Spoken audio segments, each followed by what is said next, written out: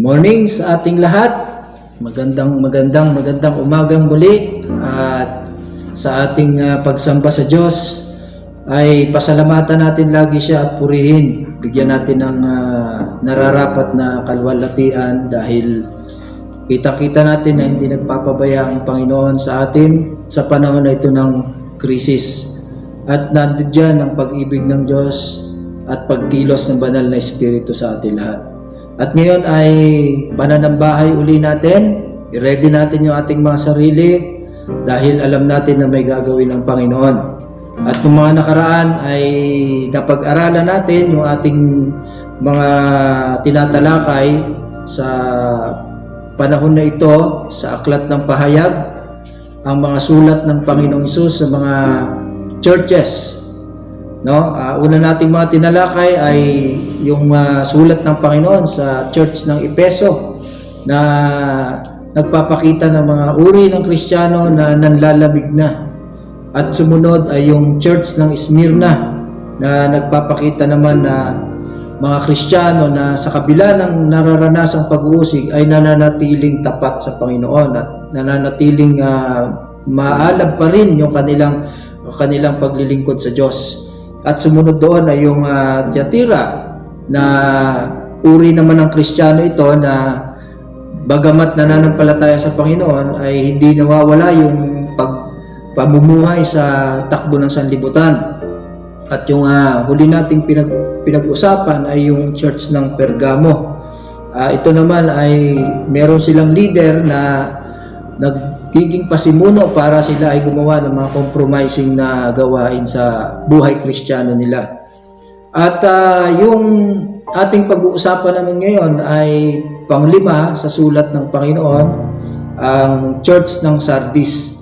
Kaya atin ang ihanda yung ating sarili dahil itong mga sulat ng Panginoong Hesus na ito sa pahayag sa mga churches ay isinulat niya para kapulutan po natin ng aral sa ating mga buhay. Para maging handa tayo dahil kung hindi tayo magiging handa ay tulad ng mga pinag-aralan natin, biglang darating ang Panginoong Hesus pag hindi ka handa at dumating siya. Sayang yung mga panahon na ginugol mo sa mundong ito tapos wala ka palang katiyakan ng iyong buhay spiritual. Ang iyong buhay na walang hanggan ay pinangako ng Panginoon. Kaya dapat ay nakita na natin yung ating mga sarili at ngayon ay pag-uusapan naman natin itong Church ng Sardis. Okay? Pakatapos ito, dalawa na lang nasulat ang ating pag-uusapan. And I'm praying na lahat tayo natuto doon sa mga sulat na yun ng Panginoong Hesus. Hallelujah. Sige po, tayo ay maghanda na. Buksan natin ang ating mga Bible sa Aklat ng Pahayag, chapter 3. Verses 1 to 6. Isulat mo sa anghel ng iglesia sa Sardis.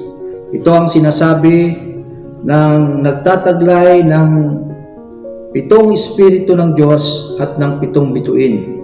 Nalalaman ko ang ginagawa mo, ipinapalagay kang buhay, ngunit ang totoo ikaw ay patay. Kaya't gumising ka, pag-alabin mo ang mga katangiang nalalabi pa sa iyong buhay, upang hindi ito tuluyang mamatay. Nakikita kong hindi paganap ang mga nagawa mo sa paningin ng aking Diyos. Kaya nga alalahanin mo ang mga bagay na iyong tinanggap at narinig. Isagawa mo ang mga iyon. Pagsisihan mo, talikdan ang iyong kasamaan. Kung hindi ka gigising, pupunta ako dyan na gaya ng isang magnanakaw at hindi mo malalaman ang oras ng aking pagdating. Ngunit may ilan sa inyo dyan sa Sardis na nag-ingat na mapanatiling malinis ang kanilang damit. Kaya't kasabay ko silang maglalakad na nakasuot ng puti sapagkat sila'y karapat-dapat. Ang magtatagumpay ay magdaramit ng puti at hindi ko kailanman aalisin sa aklat ng buhay ang kanyang pangalan. Kikilalanin ko siya sa harap ng aking Ama at ng kanyang mga anghel.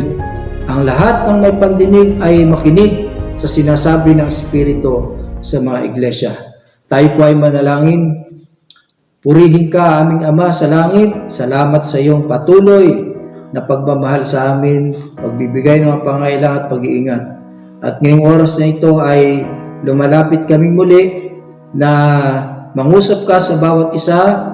Tulungan mo kami na ma-receive namin yung message mo sa bawat isa sa amin. Speak to us, Lord, personally, and inaanyayahan namin ang pagkilos mo, banal na Espiritu, sa lugar ito. Punuin mo ang bawat tahanan na nananambahan ngayong umagang ito. Punuin mo ng iyong presensya, puspusin mo ng kapangyarihan mo, banal na Espiritu. Salamat sa iyo ang lahat ng papuri at pagsamba. Ito pong aming dalangin sa pangalan ni Jesus. Amen. Okay, so ang ating pag-uusapan ay pinamagatan natin ang buhay na patay.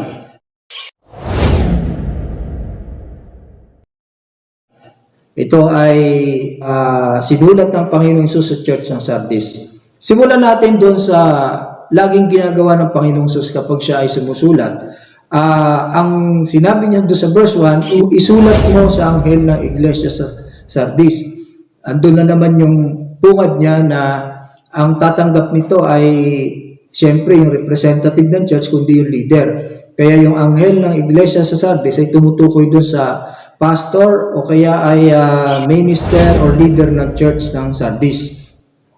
Na ang ipinapakita ay talagang kung ano yung kalagayan ng church ay nakadepende kung ano yung ginagawa ng leader. So siya yung responsible sa kalagayan ng church kung anong mangyayari at siya rin yung pinagkatiwalaan ng Panginoon na mag-alaga nito. Hindi siya yung may-ari ng church kundi ang Panginoong Hesus. At pagkatapos nung sinabi ng Panginoon na doon sa sulat, ito ang sinasabi ng nagtataglay ng 7 Espiritu ng Diyos at ng 7 bituin. Tulad ng kanyang mga sulat, ipinapakilala niya yung kanyang sarili muna. Depende doon sa pangangailangan o kalagayan ng church. At dito pinakilala niya yung sarili niya na siyang may hawak ng 7 Espiritu ng Diyos at ng 7 bituin. Alam natin na yung 7 bituin ay walang iba kundi ito yung leader ng church at ito yung mismong pinaka-church kasi kumakatawan yung leader ng church sa buong church mismo. So, yung 7 Espiritu ng Diyos ay huwag tayong magkakamali, hindi ibig sabihin nun na may 7 Espiritu ang Diyos. 7, tulad natin pinag-aralan, ay tumutukoy sa salitang complete o kompleto siya, yung buo. Kaya ang ibig sabihin lamang noon na 7 Espiritu ng Diyos na tinutukoy ng Panginoong Hesus ay yung fullness ng Holy Spirit, yung kapuspusan ng banal na Espiritu. So kaya ang ibig sabihin ng Panginoon ay kailangan ng church ng Sardis yung kapuspusan ng banal na Espiritu dahil ang church ng Sardis ay wala na, hindi na sila puspos ng Holy Spirit, hindi na sila filled, no? At sinabi din doon ng Panginoong Hesus na siya yung may hawak ng 7 bituin. Ibig sabihin si Jesus ay siya yung nangangalaga at alam niya yung kalagayan ng church. So kahit na konting buhay na lang ang natitira o malahiningay na yung church, basta ang mahalaga, hawak siya ng Panginoong Hesus, ay may pag-asa pa itong sumigla. Pero kung papansinin natin, binanggit niya yung Holy Spirit at saka yung pagkakahawak niya. Ibig sabihin, ang church ng Sardis ay mabubuhay pa, mag-aalab pa muli sa pamagitan ng kapangyarihan ng Holy Spirit. Ano yung itinuturo sa atin dito na ang buhay ng isang Kristiyano, hindi lang yung buong church. Pwede kasi natin tignan yung buong church at saka yung individual na buhay ng Kristiyano. Ang ibig sabihin nun, hanggat may hininga ka pa bilang Kristiyano, kahit na medyo aandap-andap na yung buhay Kristiyano mo, hanggat hawak ka ng Panginoon, ay kaya pa niyang buhayin yan at pag-alabin. Kaya sino man ngayong umaga, ang piling niya talagang aandap-andap na yung buhay Kristiyano niya. Wala nang alab, wala nang apoy. Sinasabi ko sa iyo kapatid na may pag-asa ka pa hanggat hindi ka bumibitaw sa Panginoon. Tulad ng sinasabi niya rito. Bakit? Bakit ganun kaagad yung bungad ng Panginoong Hesus? Dahil sinabi niya doon kung ano yung kalagayan ng church ng Sardis. Kaya ngayon ang pakilala niya, siya yung may hawak at kaya niyang buhayin, pasiglahin muli ang buhay Kristiyano ng mga taga-Sardis dahil sa tulong ng banal na Espiritu. Ano yung sabi niya? Nalalaman ko, ito na naman yung kanyang bungad na sinasabi, dahil dito maipapakita natin na walang makapagtatago sa Diyos, walang mapagtatago kay Jesus. Nalalaman niya yung ating mga buhay. Kaya pakisabi mo sa katabi mo, alam ni Lord ang sikreto mo. Okay? Kaya sabi niya, nalalaman ko ang ginagawa mo. Alam ng Panginoong Jesus yung ating mga ginagawa. Hindi tayo makakapagtago. At itong church ng Sardis, alam ni Lord kung anong kalagayan nila. Ano yon? Sabi niya, ipinapalagay kang buhay, ang totoo ikaw ay patay. So, alam ni Lord na ang kalagayan ng church ng Sardis ay hindi talaga buhay, kundi unti-unti na itong namamatay. Maaaring ang reputasyon nito sa paligid ng mga tao at saka sa ibang mga churches, akala nila ay blessed na blessed sila dahil buhay na buhay, alive na alive. Pero sa Panginoong Hesus, kitang-kita niya na patay na ito. Ano yung ibig sabihin nun na ipinapalagay na buhay? Ganito po yan, mga kapatid ko sa Panginoon. Itong church ng Sardis ay maraming gawain. Marami silang ministry, marami silang mga activity na hindi nawawala. Maaaring pwede natin sabihin, buwan-buwan meron silang activity. Lagi silang may program. Kaya sa paningin ng tao ay nakaka-bless naman sila kasi lagi silang may gawain, lagi silang may program. Pero pag tinignan mo ito, tulad ng sinabi ni Lord, ang totoo, ito'y patay na kahit may mga activity. Bakit? Ano yung sinabi ni Apostol Pablo kay Timoteo sa 2 Timoteo chapter 3 verse 5? Sabi niya, sa mga huling araw, sabi niya, sila'y magkukunwaring makadiyos, ngunit hindi naman nakikita ang kapangyarihan nito sa kanilang pamumuhay. Iwasan mo ang ganyang uri ng mga tao. Ibig sabihin, pwede kang gumagawa, kumikilos sa ministry, pero wala na yung joy, wala na yung power ng Holy Spirit. So, nakapokus na lang, pakinggan niyo po, nakapokus na lang siya doon sa ceremony, sa ritual ng gawain, hindi na kay Jesus. Nakapokus na lang sa gawain, yung kanilang activity na gagawin, halimbawa tutugtog, kakanta, mag-aayos ng mga silya, mag-aayos ng church, mag-i-invite, pero hindi na si Jesus ang nasa puso nila, kundi yung activity. Excited sila sa activity, excited sila sa ministry, pero hindi sila excited kay Jesus. So, very formal yung worship, pero hindi alive para kay Kristo. So, nagkakaroon sila ng mga gawain para tuloy-tuloy lang yung, para bang tuloy-tuloy lang yung organization nila para doon sa ministry nila. So, sa halip na matuto tungkol kay Kristo at ibahagi si Kristo, ang ini-enjoy lang nila ay yung ministry, yung fellowship. So, ang layunin ng kanilang gawain ay more on social fellowship, pero hindi para sa spiritual growth. Okay? Wawala yung sigla. Ito yung pagkakamali ng maraming mga churches, katulad din ng Sardis. Maraming activity, puro fellowship, puro kung ano-anong gawain at program, pero yung pagbabahagi ng mabuting balita at pagdi-disciple ay hindi nila ginagawa. So yun yung Sardis, na yung preaching at teaching ay isa na lamang klase ng forma o programa.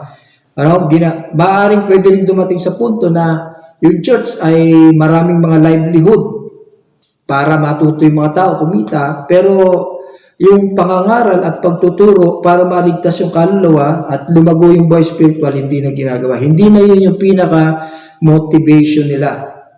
Okay? So, ang church na active sa lahat ng gawain ay mahirap nga namang mapagkamalan na patay at mukha silang buhay na buhay. Pero hindi natin madadaya ang Panginoon. Tulad ng sinabi niya, alam niya, nalalaman niya yung kalagayan ng bawat isa. Okay, nakikita niya. Kahit na tignan po ninyo, napakaayos ng takbo ng church ng Sardis. Hindi katulad ng sa Smyrna. Grabe yung pag-uusig, pero hindi sila nanghina, hindi sila nanlupaypay, nanatiling maalab. Wala rin silang pressure dito sa church ng Sardis, hindi katulad sa Thyatira. Grabe yung pressure ng mundo sa kanila, kaya nakakapag-compromise sila.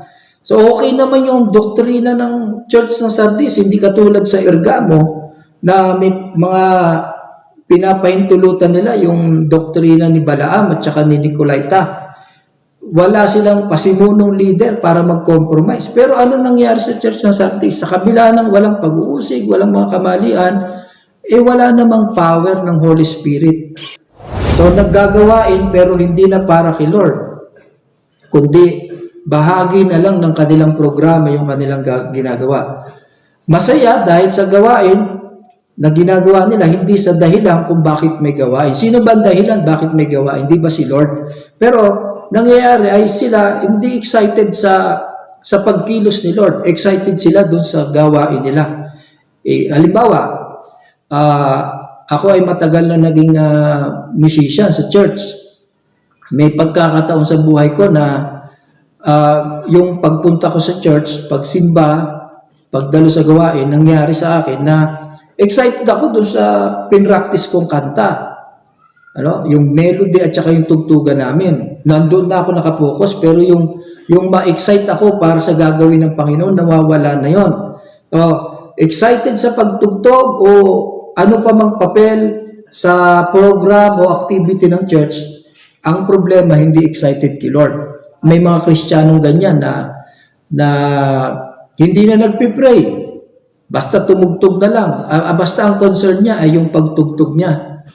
Wala na yung excitement niya kay Lord. So sa madaling salita ay pwede na rin tawaging namamatay na nga talaga. So yung gawain ay hindi na talaga yung level ng worship. Kundi ang gawain niya ay performance, mag-perform na lang. Sa iba nga ang tawag nila rito ay backslider na sa puso.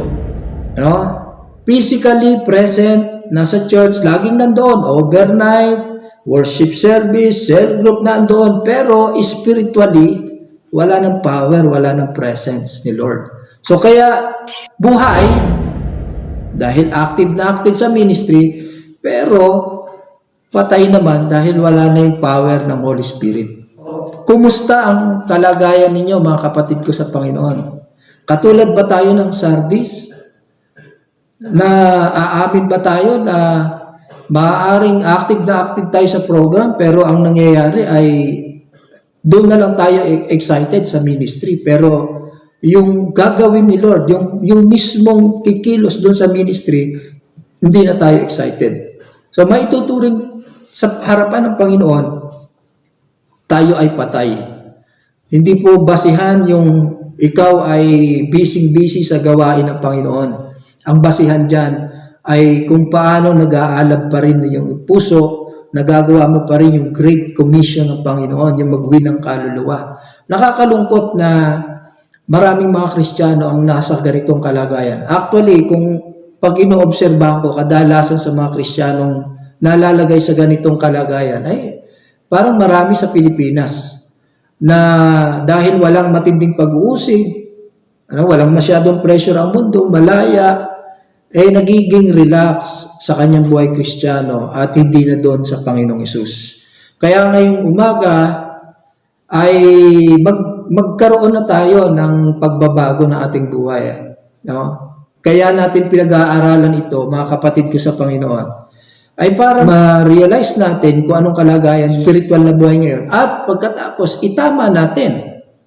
Amen? Kaya nga, mapapansin nyo sa sulat ni Lord, pag ni-rebuke niya yung church, meron din siyang ibibigay na solusyon para maayos yung kanyang problema. Okay? Sa itong church ng Sardis, ay wala tayong makitang masyadong papuri ang Diyos, si Jesus. Wala. Meron lang ilang bagay, pero totally ay puro mga paalala at warning ng ginawa ng Panginoon dito. Kaya nga kung tayo yung Kristiyano na active na nakikita ng marami, pero ang totoo yung puso niya wala na kay Lord, ay itong dapat natin gawin. Sabi niya doon sa verse 2, kung babasahin ko ulit para mas malinaw, tapos isa-isahin natin. Sa verse 2, kaya tumising ka. Pag-alabin mo ang mga katangiang nalalabi pa sa iyong buhay upang hindi ito tuluyang mamatay. Nakikita kong hindi pa ganap ang mga nagawa mo sa paningin ng aking Diyos. Kaya nga alalahanin mo ang mga bagay na iyong tinanggap at narinig. Isagawa mo ang mga iyon, pagsisihan mo at talikuran ng iyong mga kasamaan. Ano yung una natin gawin? Number 1 ay gumising. Gumising na. Huwag nating hayaan na tuluyan tayong mawalan ng hininga. Itong ating ministry ay okay na yan Active na tayo. Ang kailangan na lang natin ay gawin natin number 1 na motivation natin si Lord. Okay? Hanapin natin si Kristo muli. Hingin natin sa Holy Spirit na punuin uli tayo. Puspusin yung ating buhay. Hingin natin yung conviction ng Holy Spirit. Baka nawawala na yon, yung convicting power ng Holy Spirit. Kapag ang isang Kristiyano ay nawawala na ng alab, hingin muli yung conviction ng Holy Spirit at lalo-lalo na yung fruit, yung bunga ng Holy Spirit at saka yung guidance ng Holy Spirit. Ano pa? Yung paggising natin na ito ay dapat nating number 2, pag-alabing muli yung buhay spiritual sa pamamagitan ng banal na espiritu. Pag-alabing muli natin mga kapatid. Tulad ng sinabi ni Lord, hanggat hawak tayo niya, kahit na yan ay hinang-hina na, mga kapatid ko sa Panginoon, may pag-asa pa para ma-revive. So, hingin natin sa Holy Spirit na magkaroon tayo ng revival. Okay? Magkaroon ng revival, lalong-lalo na sa pagbabahagi ng mabuting balita. Pangatlo, ulitin ko ulit, number 1 ay yung gumising. Sabihin mo nga sa katabi mo, gising. Number 2, pag-alabing muli, mag-apoy uli sa Panginoon, pero yung apoy mo ay ang motivation mo si Lord. At pangatlo, tapusin ang mga gawaing nasimulan. Kasi itong church ng Sabbath hanggang simula lang. Hindi nila natatapos yung kanilang ginagawa. So, kaya nga sabi ni Lord, hindi paganap yung mga ginawa mo. Kasi nga, puro simula. Naalala ko tuloy nung ako ay college, mga bandang 1990, 93, 92, ay may sumikat na isang banda na ang pangalan niya, Intro Boys. Akala ko naman yun original na word na inisip nila. Yun pala, ang ibig sabihin ay kaya Intro Boys kasi hanggang simula lang daw sila noon. Kaya tinawag nila sa nila Intro Boys. Binalitan lang nila yung boy as in yung letter B as in victory na letter, Intro Boys. So, sabihin mo sa katabi mo, huwag kang Intro Boys. Huwag tayong puro simula lang, mga kapatid ko, sa Panginoon. Dapat ay tinatapos natin yung ating pinangako kay Lord na gawin. Yung discipleship, marami sa ating mga kapatid sa Panginoon ang hanggang simula lang. Pero, pagkatapos nun, hindi na natatapos. May mga process tayo, tulad ng live class. Pagkatapos nun, meron tayong SOL 1, yung destiny training. Nawawala yung apoy kasi sa SOL 1 nandun, pero pagdating SOL 2, SOL 3, wala na. Nawawala yung apoy dahil hindi tuloy-tuloy, hindi natatapos. So, kaya mga kapatid ko sa Panginoon, para umalab ulit tayo, hindi tayo maging katulad ng Sabbath, ay tapusin kung ano yung nasimulan. Hallelujah. Pwede ba ulitin mo ulit sa katabi mo, sabi mo sa kanya, huwag kang Intro Boys. Ayan. At number 4, alalahanin mo ang mga bagay na tinanggap mo at narinig. Ano yun? Ano ba yung mga tinanggap mo noon na natutunan mo na kay Lord? Mga bagay na narinig mo na sa ating discipleship training. Yung mga natutunan mo habang ikaw ay nagbabasa ng salita ng Panginoon. Alalahanin mo yon. Yung tinanggap mo, sige, yun lang ang gawin mo muna, alalahanin mo yun. No? Sigurado ako may natutunan ka kung totoong ikaw ay Kristiyano, totoong Kristiyano tayo. Alam ko may natutunan tayo, so alalahanin natin yon. And then, punta tayo sa number 5. Pag naalala mo na lahat, punta ka sa number 5. Isagawa mo ang lahat ng natutunan mo at narinig. Alalahanin mo, kasi di mo maisasagawa kung di mo maalala di ba?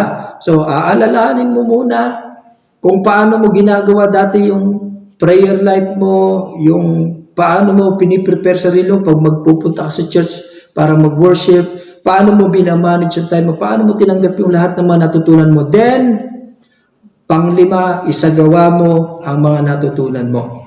And then pang-anim, ang huling sinabi ni Lord, lagi niyang binabanggit ito doon sa mga may problemang church. Pagsisihan at talikuran ang lahat ng kasamaan. Ang kapatid ko sa Panginoon, lahat ng yan ay hindi magkakaroon ng bisa o tagumpay kung hindi natin sasamahan ng pagsisisi, pagtalikod sa kasalanan. Dahil yun ang laging ihila sa iyo para maka-move on, maka-move forward. Ihilahin ka ng mga kasalanan na yon hanggat di mo tinatalikuran. Hallelujah.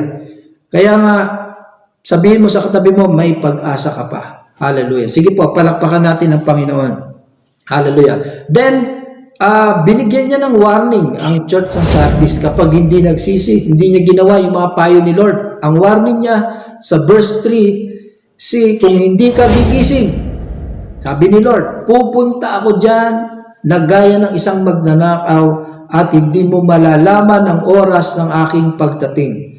Ibig sabihin ay hindi ka nagsisi, hindi mo ginawa yung payo ni Lord, alam mo nang malahini, nag-ano ka na, patay ka na nga, mukha lang buhay, di mo ginawa yung payo ni Lord, darating bigla si Lord. Judgment. Ang pagdating niya, walang warning, tulad ng magnanakaw.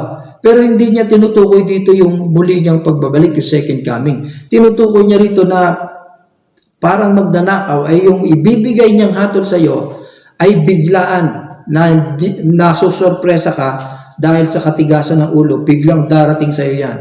Okay? Kaya mas maganda ng magsisi at umayos ang buhay kaysa naman dumating yung hatol ni Lord at iiyak ka na lang sa hirap, sa sakit. So, kaya mas maging matalino tayo mga kapatid. Yan ang warning niya. At doon nga, may mga tao din, sabi ng Panginoon, na although ang Sardis ay patay na, mukha lang buhay, sinabi din ng Panginoon na merong ilan, sabi doon sa verse 4, na nag-ingat din naman na mapanatiling malinis ang kanilang damit. Kaya't kasabay silang maglalakad na nakasuot na puti sapagkat sila'y karapat-dapat. Kasabay nila ang Panginoon. Ano naman yun? Hindi rin po yung literal na may damit silang hindi naman tiyahan. Ang tinutukoy lang ng Panginoong Sus doon ay meron pa rin naman natira ng mga mananampalataya sa Church ng Sardis na namumuhay pa rin sa katwiran. Yung katwiran o righteousness na nanggaling sa Panginoong Hesukristo, hindi sa sarili nila. At itong mga ito ay makakasama ng Panginoong Hesus sa fellowship. Sabi niya doon, makakasabay na maglalakad na merong katuwiran ng buhay. And then, para naman doon sa mga magtatagumpay, pakinggan po ninyo, ang magtatagumpay ay, ito po yung kanyang binanggit dito, magdaramit ng puti at hindi ko kailanman naaalisin sa aklat ng buhay ang kanyang pangalan. Kilalanin ko siya sa harap ng aking Ama at ng kanyang mga anghel. Okay, pinaliwanag ko na yung damit na puti na ay righteousness mula kay Kristo. No? Bakit kailangan righteousness? Kasi sabi sa Roma 3:22, pinawawalang sala ng Diyos ang lahat ng sumasampalataya kay Jesucristo sa pamamagitan ng kanilang pananalig sa Kanya, maging Hudyo man o Hintil. Yung righteousness, yung katwiran natin ay dahil sa ginawa ni Kristo, yung pananalig natin sa Kanya. Dahil si Kristo, sabi sa 2 Corinto chapter 5 verse 21, hindi nagkasala si Kristo. Ngunit dahil sa atin, take note, dahil sa ating mga kasalanan, siya'y itinuring na makasalanan upang sa pamamagitan niya ay maging matuwid tayo sa harapan ng Diyos. So yun yung righteousness natin. Kung magpapatuloy tayo kay Lord, magtatagumpay, tatanggap tayo ng righteousness, crown of righteousness. Okay? And then, ano pa? Hindi aalisin, yun yung pinakamaganda, hindi aalisin ang pangalan ng sino mang magtatagumpay sa aklat ng buhay. Ganito po explain ko po sa inyo. Ang tao, according to sa scripture interpretation ito, ang tao kapag ipinanganak sa mundong ito, ay yung pangalan niyan, isinusulat sa aklat ng buhay. Inire-rehistro doon. Di ba tayo din gano'n? Pag ipinanganak tayo dito sa mundong ito, yung midwife, yung nagpaanak, ay dadalhin ilalagay yung pangalan mo at i-re-register yung pangalan mo doon sa ano ba tawag doon? Civil Registrar at saka sa ating Philippine Statistic Authority. So, ang tao, kapag ipinanganak sa mundo ito, nare-register din yung pangalan niya sa aklat ng buhay. Lahat tayo, lahat ng tao yon. Kaya lang, pag namatay na siya at hindi siya nanalig sa Panginoong Hesus, buburahin yung pangalan niya sa aklat ng buhay. Kaya pag tinignan yon, pagdating ng hatol, wala yung pangalan niya doon. Yun yung sinasabi ni Lord na hindi aalisin ang pangalan sa aklat ng buhay. Kaya habang may hininga pa tayo, mga kapatid ko sa Panginoon, habang tayo ay meron pang nalalabing apoy, alab sa ating puso, no? Yung pangalan mo ay nasa aklat pa ng buhay. Huwag kang give up sa iyong faith. Gawin lang natin yung sinabi ni Lord. Pero wala nang pag-asa yung taong namatay na hindi inayos yung buhay, hindi nanalig kay Lord. Buburahin yung pangalan niya. Kaya pagdating ng panahon, di matatagpuan yung pangalan niya doon. At ang pangatlo, kapag ikaw nagtagumpay, kikilalanin tayo ng Panginoong Hesus sa harapan ng ating Ama sa Langit at ng mga anghel. Wow! Hallelujah! Hindi tayo i-deny ni Lord. Papapasukin niya tayo, welcome kagad sa atin dyan, yung sinabi doon sa talinghaga na sinalubong ng Panginoon, yung mga lingkod niya na tapat na naglingkod, at sabi doon, well done, may good and faithful servant. Yun din ang gagawin ng Panginoon sa atin doon. I-welcome niya tayo, kikilalanin niya tayo, pero yung mga hindi nanalig sa Kanya, sasabihin niya, alis kayo, magsilayo kayo sa akin, doon kayo sa wala hanggang kaparusahan sa impyerno. Now, bilang panghuli, mapapansin natin na doon sa huli ng mga sulat niya, lagi niyang binabanggit yung salitang lahat ng may pandinig ay makinig sa sinasabi ng Espiritu sa mga iglesia. Pinag-uusapan natin tong series na ito para matuto tayo doon sa nangyari sa mga churches noong unang panahon. Ngayon, may pandinig tayong lahat. Makinig tayo sa sinasabi ng Holy Spirit. Okay? Simulan na nating baguhin yung takbo ng ating buhay sa pamagitan ng pagsunod sa mga payo ng Panginoong Hesus sa church. Alam niyo yung, babalikan ko yung sinabi ng Panginoon doon sa verse na kung saan ipinaalala niya sa verse 2 na ang sabi niyo doon ay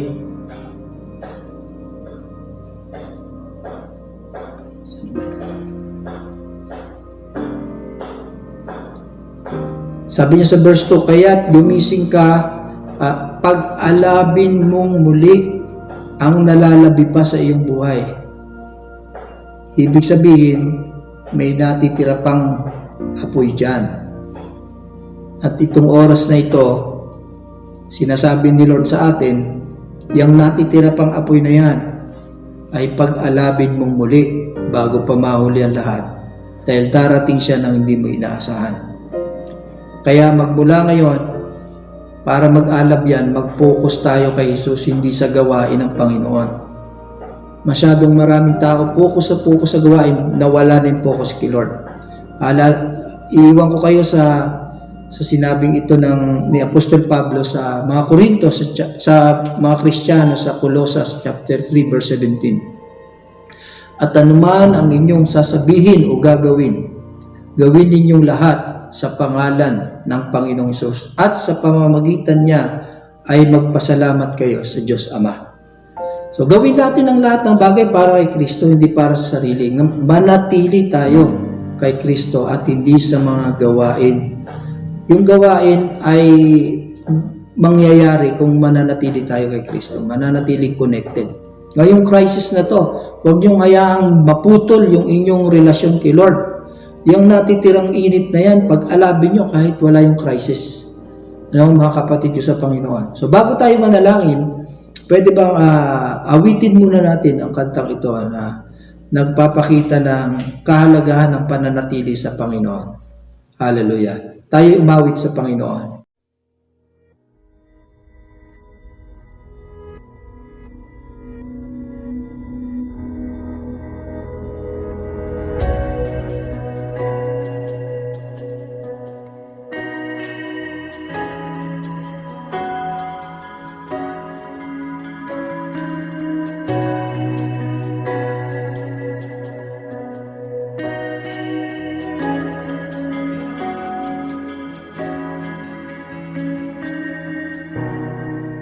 Panginoon, ang nais ko,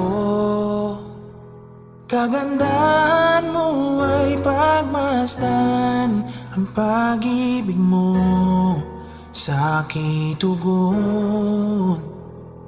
Kailan may di pababayaan, sa iyo lamang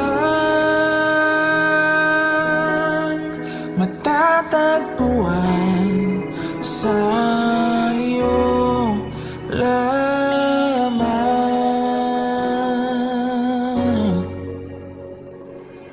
mananatili sa iyong lilim at sasambahin ka sa dakong lihim. Mananatili sa iyong lilim nang masumpungan ka sa dakong lihim.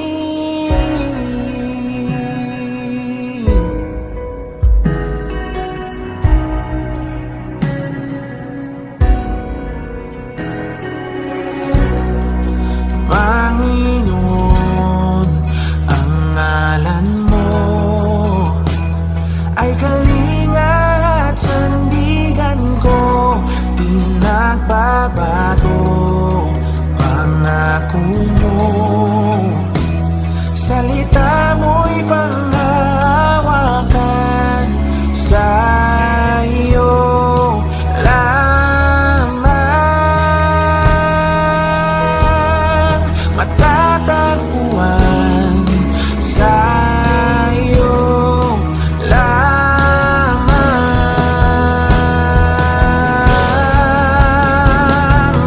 mananatili sa iyong lilim at sasambahin ka sa dakong lihim. Mananatili sa iyong lilim nang masumpungan ka sa dakong lihim. Mananatili sa iyong lilim at sasambahin ka sa dakong lihim. Mananatili sa iyong lilim nang masumpungan ka sa dakong lihim.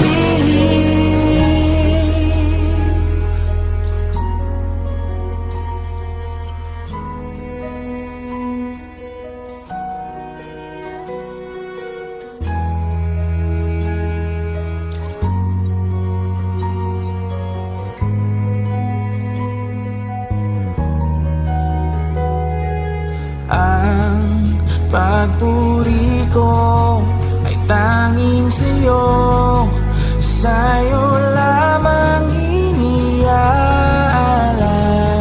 O Panginoon, ang puso ko sa'yo magpakailanman. Ang pagpuri ko ay tanging sa'yo, sa'yo lamang iniaalay. O Panginoon, ang puso ko sa'yo magpakailanman. Mananatili sa iyong lilim at sasambahin ka sa dakong lihim. Mananatili sa iyong lilim nang masumpungan ka sa dakong lihim. Mananatili sa iyong lilim at sasambahin ka sa dakong lihim.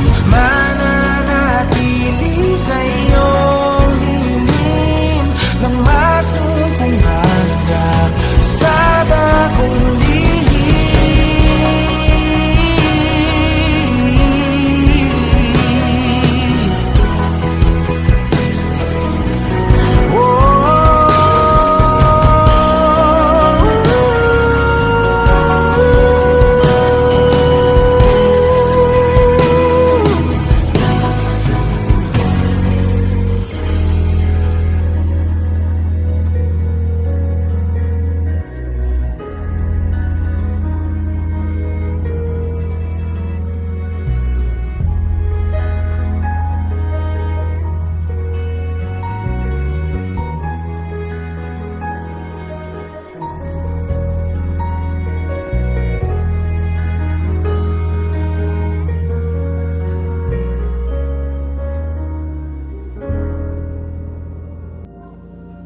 Praise God. Tayo po ay manalangin.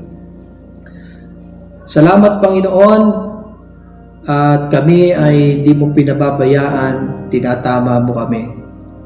Lord, ang sigaw, ang iyak ng aming puso ay kami wag mawala sa iyo kundi manatili sa iyo. Wag kaming malibang sa kung ano-anong gawain at mawala kami sa focus namin sa iyo.